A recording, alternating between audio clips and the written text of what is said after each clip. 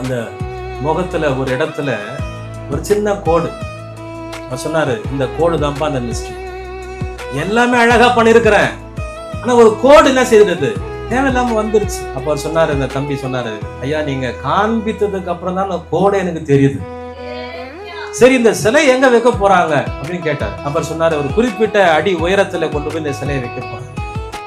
அப்ப அந்த தம்பி சிரிச்சாரு, ஐயா அவ்வளவு உயரத்துல கொண்டு போய் வச்சாக்கா ஒண்ணுமே தெரியாது ஐயா. தவறு என்ன தெரியாது, ஒரு தவறும் தெரியாது. ஏன் அதற்காக நேரத்தையும் காலத்தையும் ஸ்பெண்ட் பண்ணி இப்படிப்பட்ட காரியத்தை செய்றீங்க அப்படின்னும் போது சொன்னாராம், மற்றவர்களுக்கு தெரியாது, ஆனா அந்த சிலையை பார்க்கும் பொழுதெல்லாம் அந்த தவறு என்னை உணர்த்தி கொண்டிருக்கும். அந்த சிலை என்னோடு கூட என்ன செய்யும், அந்த தவறை அது சுட்டி காட்டி கொண்டே இருக்கும்.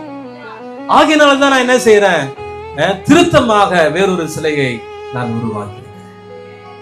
சொல்லுவோமா? கரங்களை உயர்த்தி ஆமேன் சொல்லுவோமா? நம்முடைய பரம குயவனா அதுதான் செய்யறாரு. ஆமேன் சொல்லுவோமா? நம்மை விசேஷமா மாற்ற விரும்புகிறார். இன்றைக்கு நாம தீர்மானிக்கணும். ஆமேன். தவறுகளோடு கூட காரியங்களோடு கூட தேவனுக்கு பிரியமில்லாத ஒரு வாழ்க்கையோடு கூட ஓடாம தன் பிழைகளை தன் பாவங்களை மறைக்கிறவன் வாழ்வடைய மாட்டான். அவைகளை அறிக்கை செய்து விட்டு விடுகிறவனோ இரக்கத்தை பெறுவான் என்று தேவனுடைய வார்த்தை சொல்கிறது.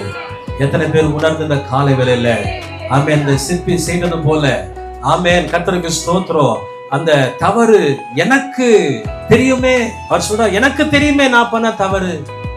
இந்த காலவேளை நம்மை நாமே அறிந்து உணர்ந்து நம்மை மாற்றிக்கொள்ள உண்மை உள்ள ஒரு வாழ்க்கை வாழ தேவன் இந்த காலவேளை நம்மை அழைக்கிறவராய் இருக்கிறார்.